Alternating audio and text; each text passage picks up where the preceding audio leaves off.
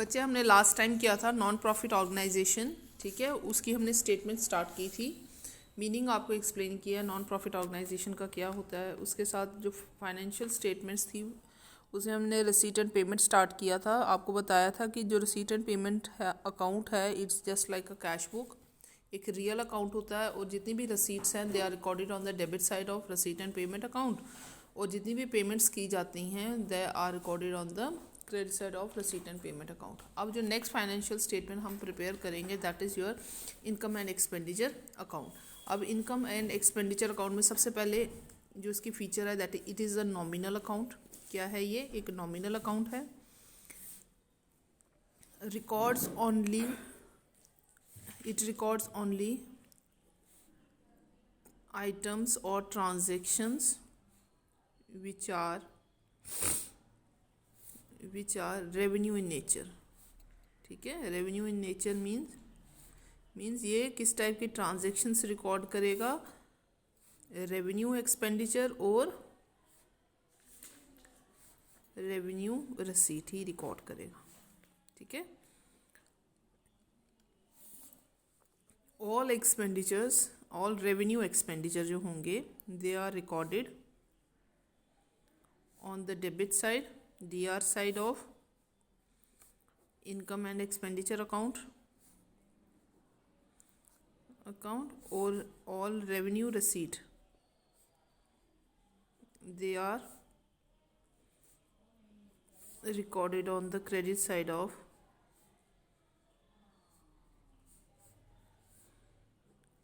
Income and expenditure account, ठीक है बच्चे। ये है सबसे पहले क्या है, ये एक नॉमिनल अकाउंट है इनकम और expenditure account. Why it is a nominal account? Because it deals with income and the expenses of the non profit organisations, ठीक है। और जितने भी ट्रांजेक्शन्स यहाँ पे रिकॉर्ड की जाएंगी they are revenue in nature. Revenue means they are the benefit जो एक्सपेंडिचर का होगा that is enjoyed over a period of 1 year only, ठीक है। 1 साल तक ही उसका बेनिफिट आप इंजॉय कर सकते हो, दैट इज़ वाई। और ये रेकरिंग नेचर के एक्सपेंडिचर्स और रेवेन्यू हम दैट इज़ रेकरिंग नेचर के, रूटीन नेचर के एक्सपेंडिचर और रेवेन्यू हम रिकॉर्ड करते हैं, ठीक है, रूटीन नेचर के, ठीक है। और जितने भी आपके एक्सपेंडिचर रेवेन्यू एक्सपेंसेस होंगे they are recorded on the debit side of income and expenditure account, और जितनी भी रेवेन्यू रिसीट्स हैं they are recorded on the credit side of expenditure income and expenditure account, ठीक है। यहाँ से भी जो आपको आएगा या तो वो सरप्लस आएगा और you will get deficit, DEFICIT, ठीक है। सरप्लस कब आएगा? When revenue is greater than expenditure, और डेफिसिट कब आएगा non profit organisation? When revenue is less than your expenditure, ठीक है बच्चे। ये आ गया आपका रेवेन्यू एंड, ठीक है। ये रेवेन्यू और एक्सपेंडिचर को जब कंपेयर किया जाएगा नॉन प्रॉफिट ऑर्गेनाइजेशन में तो you will gate either surplus और डेफिसिट, ठीक है। आगे बच्चे बात समझ। फिर इसके बाद जो आपका जो प्रैक्टिकल पार्ट है वो आपको सेंड किया जाएगा।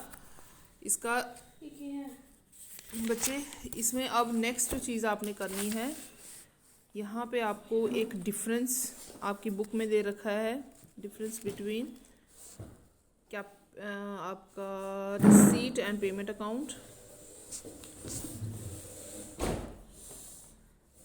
और दूसरा इनकम और एक्सपेंडिचर के। रसीट एंड पेमेंट अकाउंट का डिफरेंस किसके साथ देखना आपने? इनकम एंड एक्सपेंडिचर अकाउंट के साथ, ठीक है। You have to explain the difference. This is a very important question, ठीक है बच्चे।